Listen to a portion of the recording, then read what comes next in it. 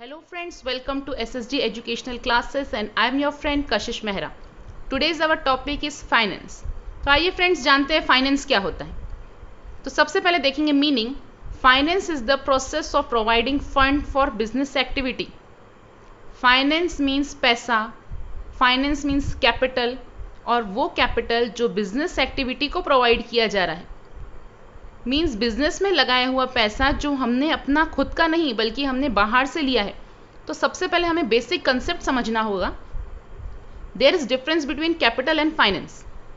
जब हम बात कर रहे हैं फाइनेंस की तो वो पैसा, वो मनी जो इन्वेस्टमेंट हम कर रहे हैं बिजनेस में, लेकिन वो पैसा हमारा नहीं है, हम बिजनेस एक्टिविटी कर रहे हैं लेकिन बाहर से लिया हुआ पैसा है.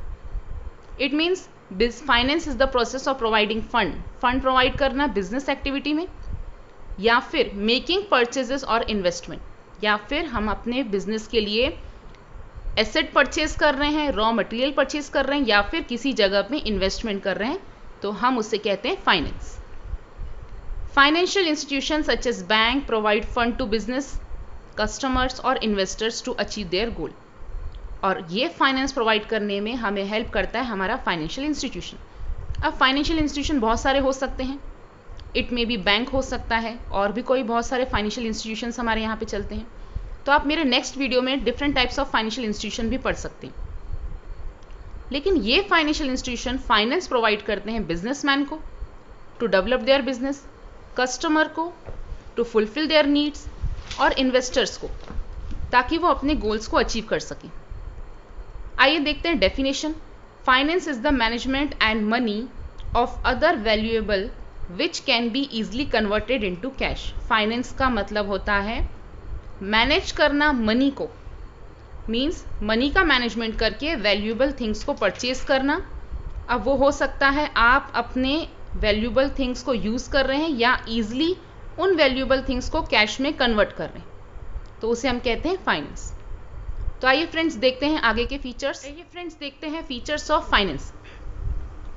Finance help in the control process of planning of funds. कभी भी कोई भी बिजनेस अगर अपना इनिशियल स्टेज में रहता है और वो फाइनेंस लगाता है तो इनिशियल स्टेज में ही वो प्लानिंग कर लेता है और कंट्रोल कर लेता है कि उसे कितना फाइनेंस लगेगा और कितना फाइनेंस वो किस तरीके से प्लान करेगा.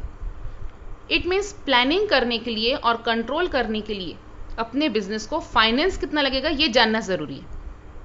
जितना फाइनेंस होगा उस हिसाब से हम प्लानिंग करेंगे और उस हिसाब से ही कंट्रोल करेंगे.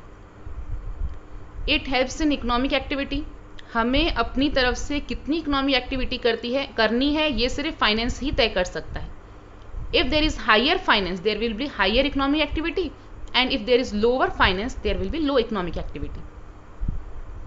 Finance help in economic development.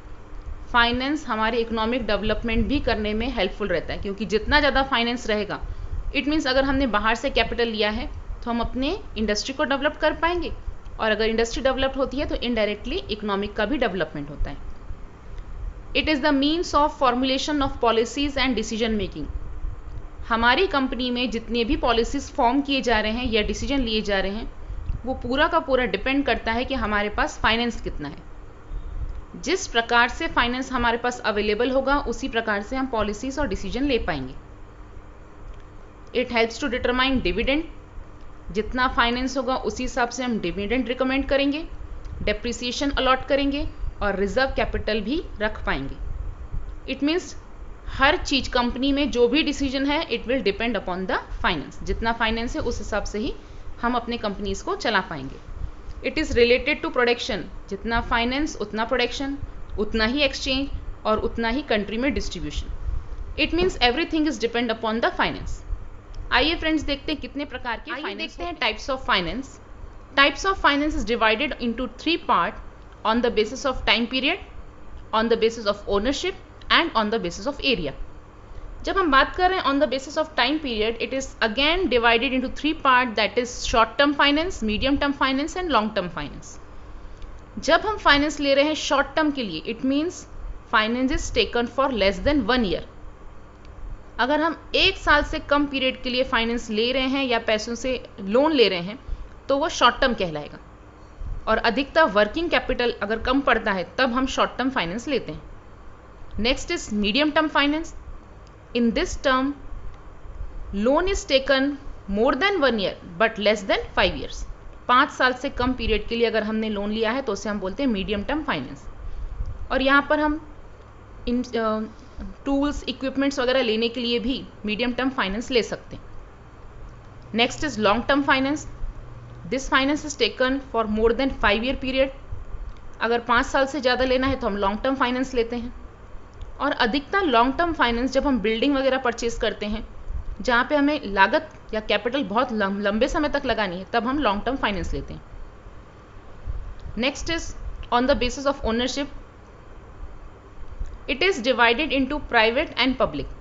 It means private finance and public finance. जब ओनरशिप के बेसिस पे देख रहे हैं तो प्राइवेट फाइनेंस वो फाइनेंस होता है जब कोई भी प्राइवेट पर्सन खुद के प्राइवेट बिजनेस में जब पैसा लगाता है तो उसे बोलेंगे प्राइवेट फाइनेंस। लेकिन on the contrary public finance वो होता है जब गवर्नमेंट पब्लिक के ऊपर खर्चा करती है, जिसे हम बोलते हैं public expenditure for making road, railways, या पब्लिक के लिए कोई भी काम करने के लिए जब गवर्नमेंट एक्सपेंडिचर करती है या फाइनेंस प्रोवाइड करती है, उसे हम बोलते हैं public finance. And on the basis of area it is divided into 2 part, internal finance and external finance. Internal finance means जब कंट्री के अंदर से हमने पैसा लिया है, बोरो किया है, किसी पर्सन ने, it may be public, it may be private, किसी ने भी डोमेस्टिक कंट्री के अंदर से ही पैसा लिया है तो उसे बोलेंगे इंटरनल फाइनेंस। अगर हमने पैसा बाहर से लिया है, फॉरेन कंट्री से लिया है, तो इसे हम कहेंगे एक्सटर्नल फाइनेंस। तो फ्रेंड्स ये थे टाइप्स ऑफ फाइनेंस। आइए देखते हैं इंपॉर्टेंस ऑफ फाइनेंस। तो आइए देखते हैं इंपॉर्टेंस ऑफ फाइनेंस। तो सबसे पहले हमने पॉइंट में लिखा है importance for business expert.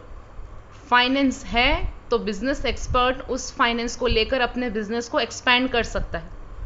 It mean पैसा है तो फिर हमारे बिजनेस को एक्सपैंड करना आसान रहेगा और इसी फाइनेंस की वजह से बिजनेस एक्सपर्ट्स डिसीजंस ले पाएंगे कि उन्हें बिजनेस में क्या करना है।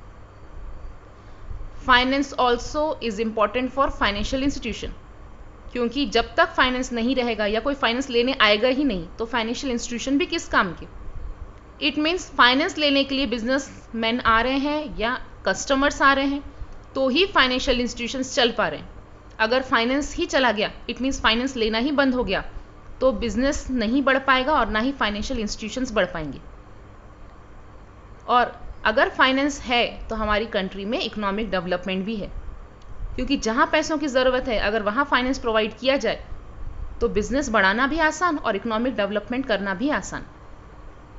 It is also important for government, क्योंकि अगर फाइनेंस रहेगा कंट्री में इकोनॉमिक डेवलपमेंट भी होगी और गवर्नमेंट को अपने काम करने में भी आसान रहेगा। कभी भी अगर गवर्नमेंट को पैसों की ज़रूरत है या फाइनेंस की ज़रूरत है तो they can take from domestic market और foreign market. It is important for employees. अगर बिजनेसमैन ने फाइनेंस लिया है और वो ट्रेड कर पा रहा है, इट मीन्स वो ज़्यादा से ज़्यादा एम्प्लॉयज़ भी हायर कर पाएगा। कंट्री में पैसा है, फाइनेंस का सर्कुलेशन है, then there will be higher employment. It promote trade and industry. Finance है तो ट्रेड और इंडस्ट्री में काम करना आसान होता है। And the last point says that importance for investor. जिन लोगों ने सेव किया है और पैसा मार्केट में दिया है उनके लिए भी फ़ायदा रहता है, क्योंकि वो जब इन्वेस्ट करते हैं या सेव करके जब मार्केट में देते हैं तो उनको भी कहीं ना कहीं कुछ प्रकार का रेट ऑफ इंटरेस्ट मिलता ही है। इट मीन्स जिन्होंने सेव किया उनको भी रेट ऑफ इंटरेस्ट मिल रहा है और जो कंट्री में फाइनेंस के थ्रू, पैसों के थ्रू बिजनेस को एक्सपैंड कर रहे हैं उनका भी कहीं ना कहीं प्रॉफिट होता है। तो these are the importance of finance. Hope है फ्रेंड्स आपको हमारा वीडियो पसंद आया होगा। अगर आपको हमारा वीडियो पसंद आया है तो इसे लाइक कीजिए, चैनल को सब्सक्राइब कीजिए और शेयर कीजिए। Thank you.